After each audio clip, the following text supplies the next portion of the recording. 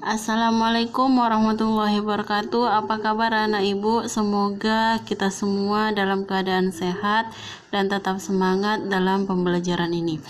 Baiklah, melanjutkan materi kita minggu lalu, kita akan membahas tentang pengaruh perkembangan ilmu dan teknologi terhadap perubahan ruang. Dah, lihat bukumu.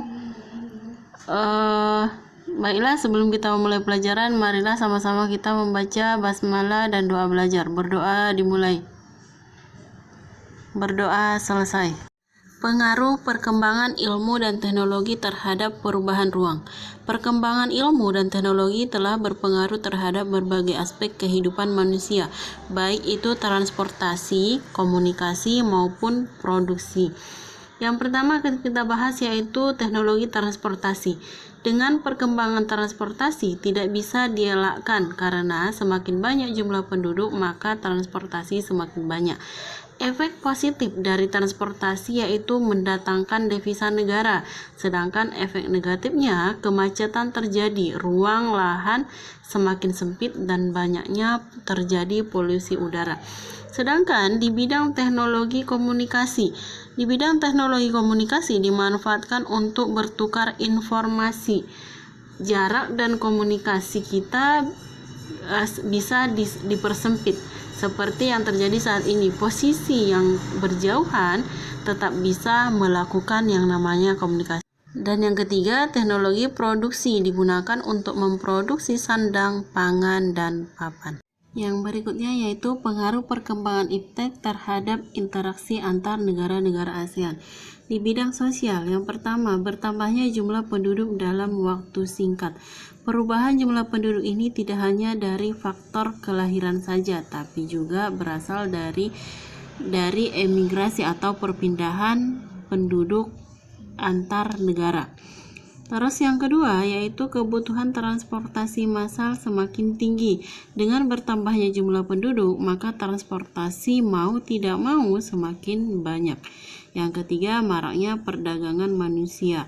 Ini merupakan akibat dari perkembangan iptek yang berdampak negatif bagi manusia. Akan tetapi ada akibat positifnya, yaitu kerjasama luar negeri semakin mudah dilakukan. Yang kedua yaitu di bidang ekonomi. Bidang ekonomi bertambahnya pendapatan negara dari pajak, pendapatan dari sewa tempat tinggal akibat munculnya pusat-pusat aktivitas masyarakat seperti perbelanjaan, tempat wisata, dan tempat tinggal yang diperlukan oleh pendatang.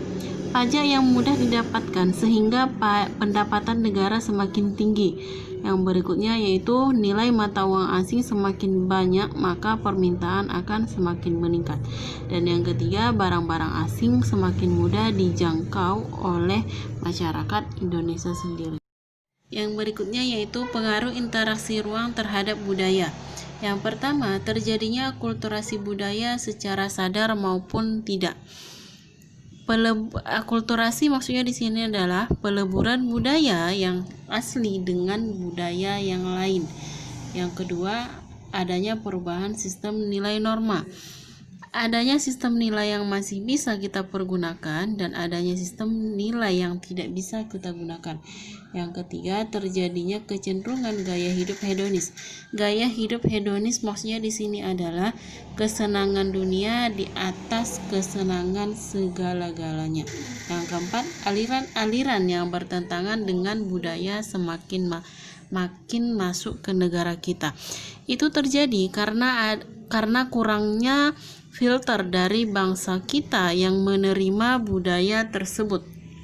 Sedangkan di bidang keamanan, yang pertama, adanya gangguan kondisi keamanan di suatu negara semakin rentan.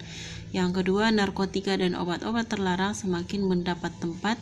Dan yang ketiga, jaringan kelompok perusuh antar negara semakin mudah dan diorganisir oleh kelompoknya.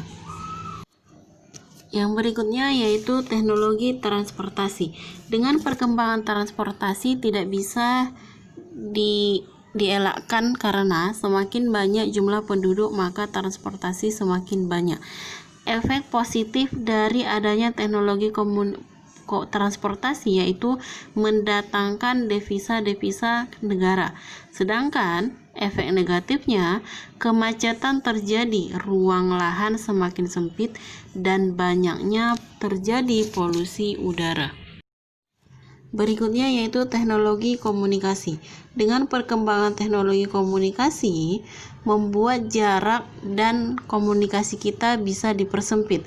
Seperti yang terjadi saat ini, posisi kita berjauhan akan tetapi masih tetap bisa melakukan yang namanya komunikasi jarak jauh.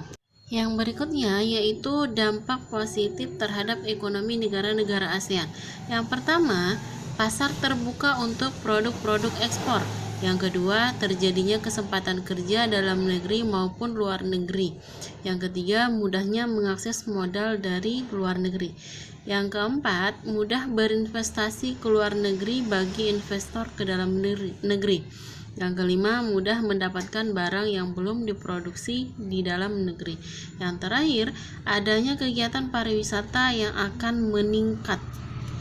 Sedangkan dampak negatifnya, yang pertama, masuknya tenaga kerja asing. Karena kurangnya tenaga kerja Indonesia, maka negara memasukkan tenaga kerja asing ke negara kita. Yang kedua, hilangnya produk dalam negeri karena kalah bersaing dengan produk luar negeri. Yang ketiga, banyaknya pengusaha yang gulung tikar. Yang keempat, rusaknya alam akibat eksploitasi berlebihan. Yang berikutnya yaitu pengaruh konversi lahan pertanian ke industri dan permukiman terhadap perubahan ruang dan interaksi antar ruang. Yang pertama, lahan pertanian berkurang yang membuat produktivitas pangan dari pertanian menurun. Awalnya negara kita yang penghasil padi sehingga kita mengimpor beras dari negara-negara lain. Yang kedua, lahan pertanian sekitar industri berpotensi terkena imbas pencemaran akibat limbah atau polusi dari industri baik tanah, air maupun udara. Lahan industri menyebabkan pencemaran akibat limbah yang semakin banyak. Semakin banyak lahan industri dan lahan pertanian akan semakin berkurang. Inilah yang menyebabkan negara kita mengimpor beras dari negara-negara lain. Sedangkan dampak negatifnya, yang pertama yaitu masuknya tenaga kerja asing. Karena pada dasarnya tenaga kerja kita belum terdidik dan terlatih, maka mereka mendatangkan tenaga kerja dari luar negeri.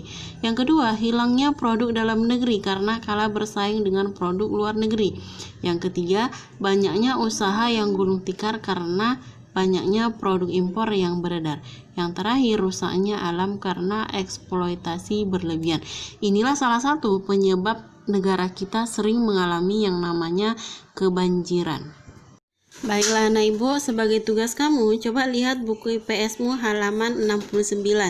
Di sana ada contoh-contoh teknologi komunikasi. Kamu cari kelebihan dan kekurangannya masing-masing.